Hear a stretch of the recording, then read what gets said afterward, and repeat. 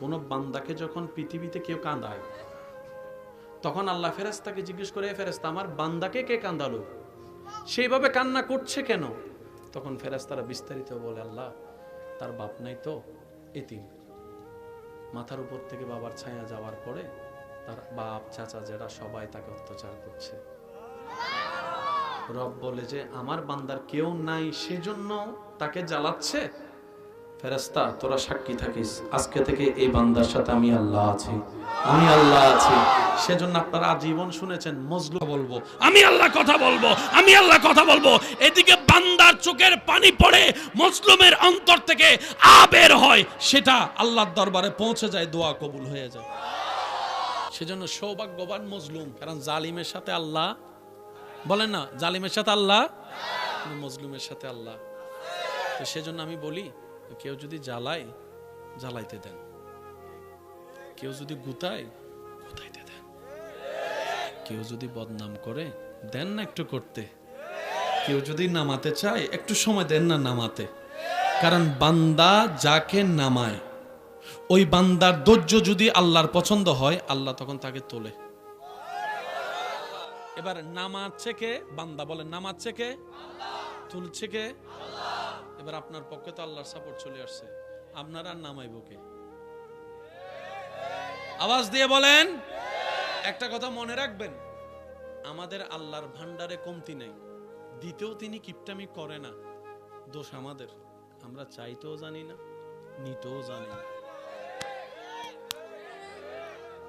আপনার রবকে রহমান, আপনার রব হচ্ছে আল্লাহ যিনি রহমান, আপনার নবীকে রহমাতুল্লিল। তা আপনার রব রহমান, আপনার রবের মতো রব কারো নাই। আপনার নবী রহমাতুল্লিল আলামিন, আপনার নবীর মতো জাহানে কোনো নবী নাই। আপনার আমার এই রব এবং নবী থাকার পরও যদি না পায়, ও রবের বান্দারা, তোদের মালিক তো আল্লাহ, তোদের খালিক তো আল্লাহ, তোদের রাজ্জাক তো আল্লাহ, সুবহানাল্লাহ বলতে থাকে। তোদের মালিক আল্লাহ, তোদের রাজ্জাক আল্লাহ, তোদের স্রষ্টা আল্লাহ, তোদের দাতা আল্লাহ, তোদের মালিক আল্লাহ, তোদের সৃষ্টিকর্তা আল্লাহ। ওনার ভান্ডারে তো কমতি নাই, মন ছোট রাখবি তো রাখবি কেন? তুই তো ওনার ভান্ডারে তো কোনো অভাব নাই, তুই অভাবের মধ্যে ইচ্ছা দিবি না কেন?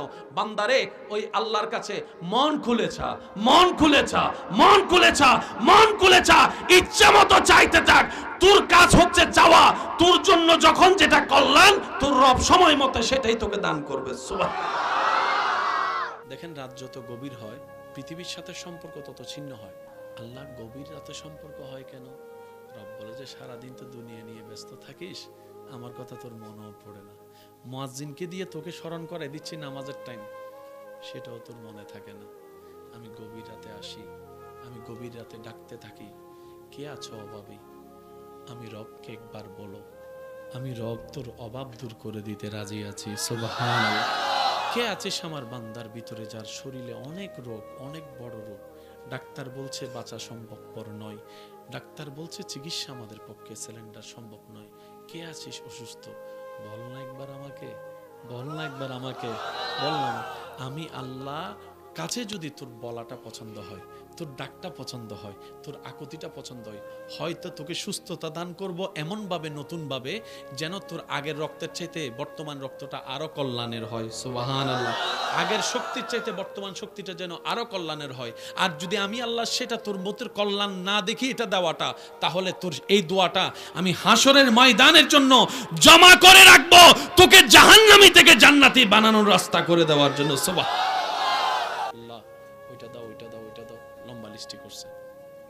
একদিন সে বান্দা বলে, আল্লাহ, রব বলে যে বল কি চাস? স্বর্ণ দিব? বন্ধ করে জানা। দুইটা গাড়ি দিব? বন্ধ করে জানা। চাকরি দিব? না। বান্দা কি চাস? চুপ করে বসে রয়েছে যে। এবার আশেক বলে, আল্লাহ কিচ্ছু চাই না, তোমাকে চাই, তোমাকে চাই, তোমাকে চাই, তোমাকে চাই, তোমাকে চাই, তোমাকে চাই, তোমাকে চাই। ফেরেশতা বলে যে কিরে, আজীবন দোয়া করছে, লিস্টি লম্বা, আজকে তো দেখি একটা কথায় সব দোয়া করে লেছে। কিরে ব্যাপার, কিরে বান্দা, কি চাস? কই রবেরে চাই। কেন? কই এতদিন বোকা ছিলাম তাই সৃষ্টি খুঁজেছি, আজকের থেকে আমি আশেক চালাক হয়েছি, আমি বুঝেছি স্রষ্টা যার হবে সৃষ্টি তার হবে, স্রষ্টা যার হবে সৃষ্টি তার হবে, স্রষ্টা যার হবে সৃষ্টি তার হবে। আজকে থেকে একটা একটা করে 10টা চাইবো না। এমন হতে পারে আইফোন পাইলে মোটরসাইকেল মিস হতে পারে, মোটরসাইকেল পাইলে মার্সিডিজ মিস হতে পারে, আর স্রষ্টারে পাইলে আমার দুনিয়াও হবে, আখিরাতও হবে, জান্নাতও হবে, ইজ্জতও হবে, নিয়ামতও হবে, আগুনের ভিতরেও শান্তির ব্যবস্থা হয়ে যাবে। বলেন সুবহান। পৃথিবীর কাজ হচ্ছে যে, পৃথিবীর নিয়ম হচ্ছে যে এই জিনিসটা ভেঙে গেলে দাম, বলেন না, ভেঙে গেলে দাম, ভেঙে গেলে দাম, ভেঙে গেলে দাম। আর আল্লাহ ভাঙ্গা জিনিসগুলা দিয়েই নতুন করে শুরু করে। ভাঙ্গা দিয়ে আল্লাহ কি করে? বলেন না, আল্লাহ ভাঙ্গা দিয়ে কি করে? আল্লাহ মেঘকে ভেঙে দেয়, বৃষ্টি পড়ে, ওই বৃষ্টি মাটিতে পড়ার পরে নতুন জীবের সৃষ্টি হয়, উদ্ভিদের সৃষ্টি হয়। বলেন না সুবহানাল্লাহ। ভাঙ্গা মনের দাম কারো কাছে? আল্লাহ পাক বলে যে তোর ভাঙ্গা মনটা নিয়ে আমার কাছে আয়। কষ্টের সময় আমরা সবাই একটু আশা করি না কেউ মায়া করুক, মাথায় হাত বুলাই দেখ, কিন্তু এরকম মানুষ পাওয়া যায়? কান্না করানোর মানুষ পাবেন, চোখের পানি মুছে দেওয়ার মানুষ পাওয়া যায়। এবার আল্লাহ থেকে নেয় কেমনে জানার দরকার। আল্লাহ পাক বলে যে দেওয়াটা আমার সুন্নত, তোরা দেওয়া শুরু কর। শুনি নাই আমি? আল্লাহ পাক বলে দোষ গোপন করা আমার সুন্নত, তোরাও মানুষের দোষ জেনে গোপন করা শুরু কর। আল্লাহ পাক বলে যে মানুষ গর্ত থেকে তোলা আমার সুন্নত, তুইও গর্ত থেকে তোলা শুরু কর। কোরআনে সেই দৃশ্যটাকে এইভাবে বলেছেন, সিবগাতাল্লাহ।